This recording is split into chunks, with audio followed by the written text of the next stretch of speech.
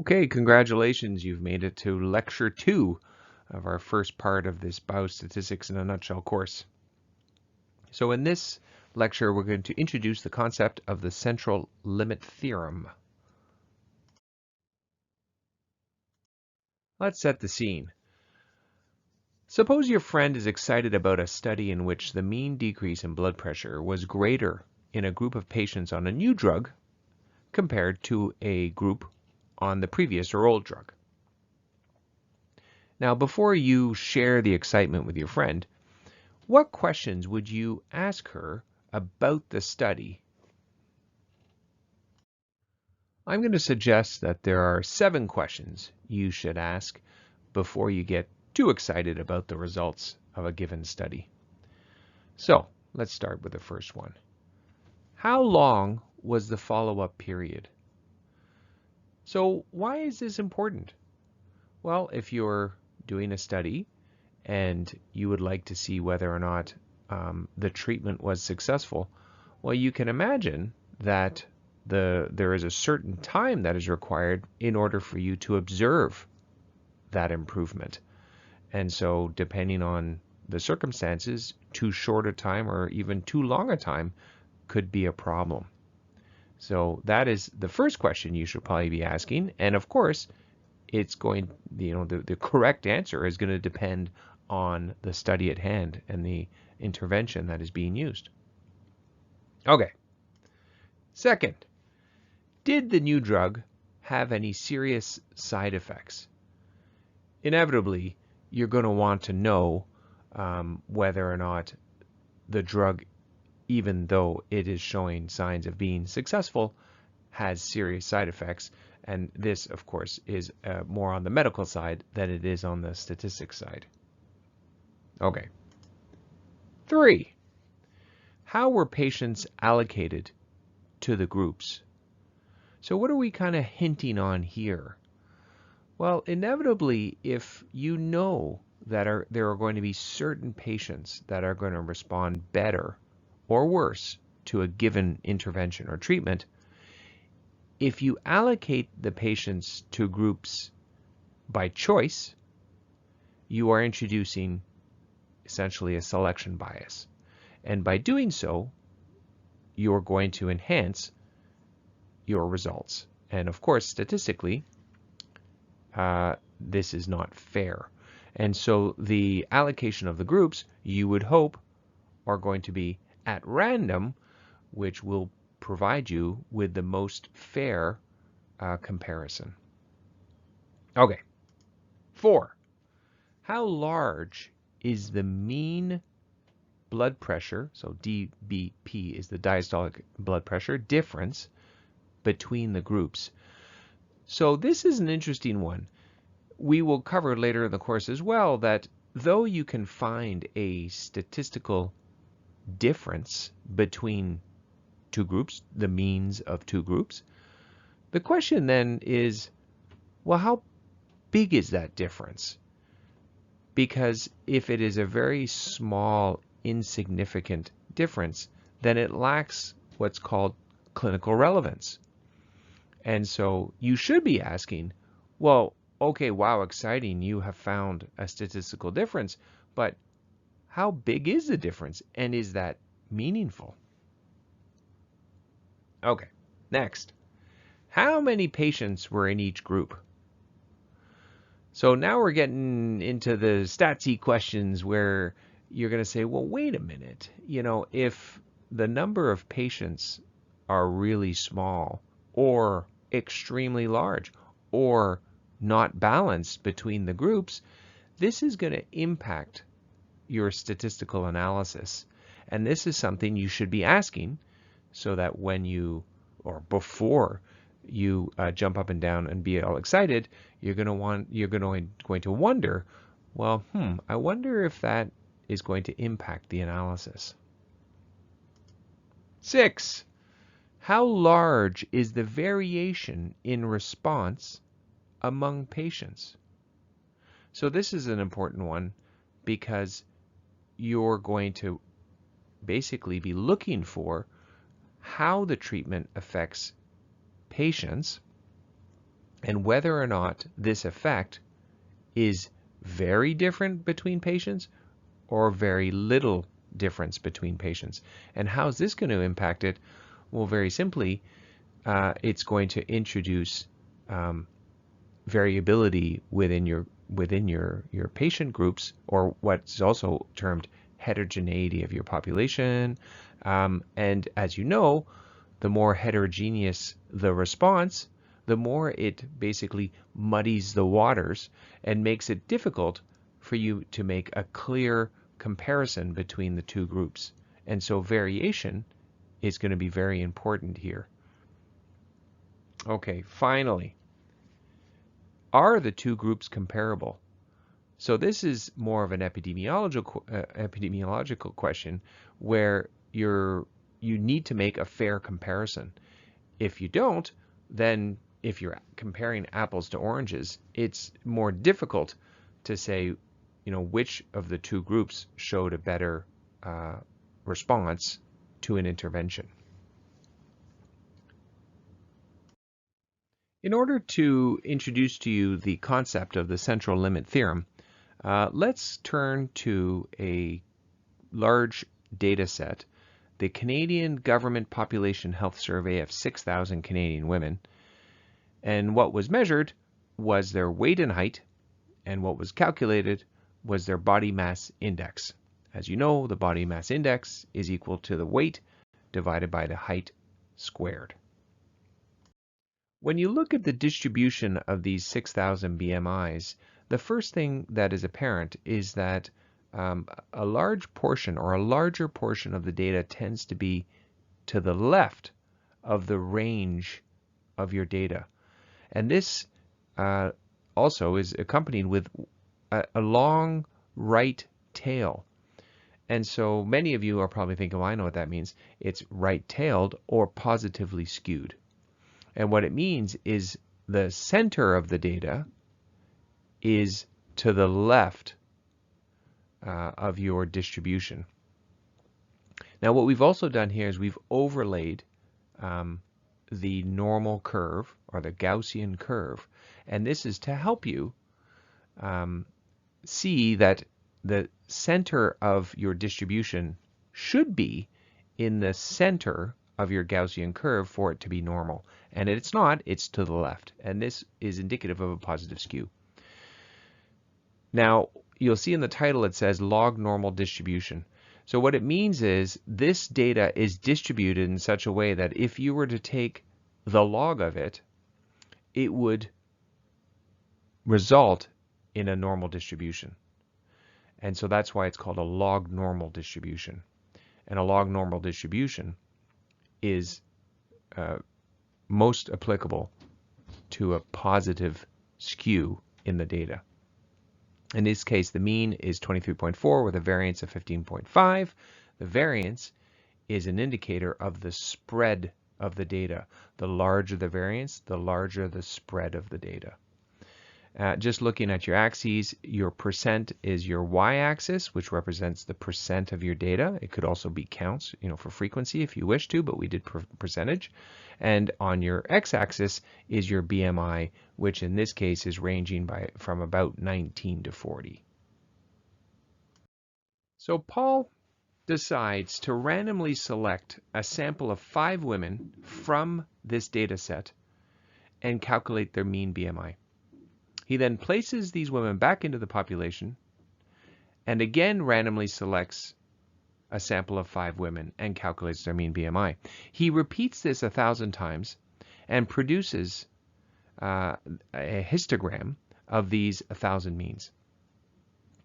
Now he does this 2 more times with each sample having 10 women, and then again with each sample having 25 women. So here is a graphical representation of those 1,000 sample means of 5. So n equals 5 for the sample. We take the mean BMI from that sample and we plot a histogram of those 1,000 BMI means. Now you'll see here as well that we've once again put the Gaussian curve overlaid across the distribution. And this helps you to see, how the distribution is compared to a normal distribution. And you can see here it is still skewed, but it appears immediately that it's less skewed than the last histogram we were looking at. If you look at the header of this histogram, it's saying sampling distribution of the mean n equals 5 from a log normal population, and that population has a mean of 23.4 and a variance of 15.5 and a skewness of 3, and this is the same as the previous histogram. So what we're showing you here is not individual BMIs, but actual mean BMIs of sample size 5. When we look at now the distribution of the 1,000 means of sample size 10, we immediately see once again that the center of the data is coming closer to the center of the normal or Gaussian curve, which would imply that the skewness, the positive skewedness, is lessening. In our third analysis, we are taking the mean of 1,000 samples of 25 women. And when we plot it as a histogram, we see once again that the skewedness has been reduced even further. It's actually quite close to the normal Gaussian curve. So what does all this mean? Well, the probability distribution of a sample mean of n observed values randomly selected from a population approaches the Gaussian or normal probability distribution as n approaches infinity. In our case, we went from 5 to 10 to 25, but we could have continued to infinity, and if we had, we would have approached the normal curve. As n approaches infinity is math talk, and we saw that the distribution of a sample mean was approximately Gaussian for n as small as 25. Okay, let's have a little statistical interlude. So when talking about the central limit theorem, there are two important mathematicians who contributed to establishing this theorem. The first you're going to recognize immediately. It's Carl Friedrich Gauss, who established and described the normal curve and the normal distribution. Why is this important? Well, because what came from this was the ability to randomly select from a population or a distribution and predict what the value would be. So let's say we had 1,000 BMIs as we've done, and if we were to randomly select one woman from that population and we had to predict what the BMI is, what would you choose? Well, this is what Carl Gauss described, is that you would choose the mean, because that would be the best guess or the best prediction on the data that you have. And by using these concepts, Pierre-Simon Laplace worked on and developed the central limit theorem. Talking about Gauss, let's have a look again at this Gaussian probability density function. Now, you remember from the first lecture, we've seen this before, but in that circumstance, we were dealing with the binomial distribution, and we were predicting a proportion. So if you see here on our slide, this used to be a proportion. Now it is a sample mean, because we're dealing with the central limit theorem with a repeated, 1,000 sample means. So how can we predict that, right? And so here where normally there was the difference between proportions, we now have the difference of the sample mean from the grand mean, so the mean of the population. And when you take the difference, you're getting your variance. You're getting your spread, if you wish, because obviously the farther the sample mean is from the grand mean or the population mean, the larger the variance will be. And all of this, of course, don't worry about it. We've already talked about it. I'm not going to kill you with math, but essentially, the sample mean is then an unbiased estimator of the theoretical or the population mean, mu, in this case. Now, many sample means, each with many BMI values selected randomly from the population, will have what we've already described as a bell-shaped or normal probability distribution with mean mu and a variance of sigma squared. Now, the parameter sigma, which is the standard deviation of the variable BMI, is an important measure of variation. So why is that? You just take the square root of the variance, and that gives you your standard deviation. So you're thinking, oh, why is that such a big deal? Well, because it actually brings it back to a value of the same units as your measure. And so that's why it's more useful. Now, the variance of the mean BMI, so the mean sample, right? The mean of the sample is sigma squared over n, and if you take the square root of this, it's called the standard error, and this is an important measure for us in statistics. Now, in the previous slide, we just talked about the Gaussian probability density function when applied to a distribution of 1,000 means, sample means of women's BMI.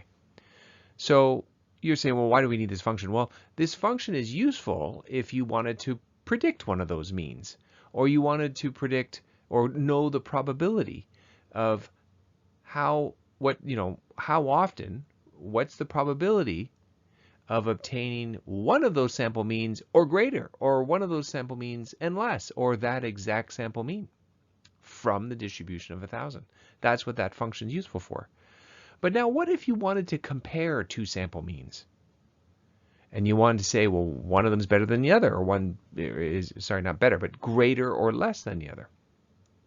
Well, when you compare things, you want them to be comparable, of course. And so very often standardization is a good way of getting to, be able to compare things fairly. And so that's what we're doing here. We're using the standard Gaussian probability density function, where we take this z-score, which I'm sure you've heard of before, which is essentially just the difference between your sample means minus the difference between your hypothesized population means, and divided by what's called the standard error, and we'll talk about this in a second.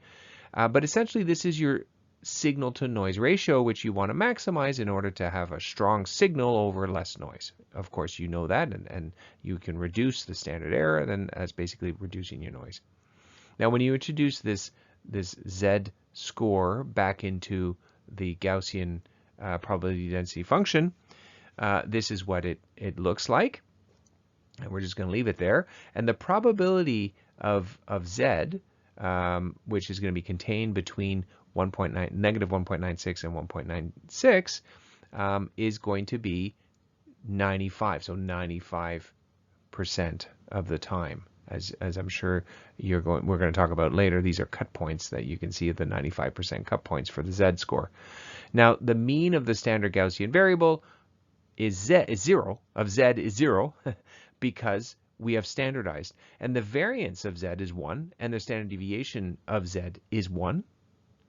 And this term, so the denominator, is the standard error of the difference of two independent sample means.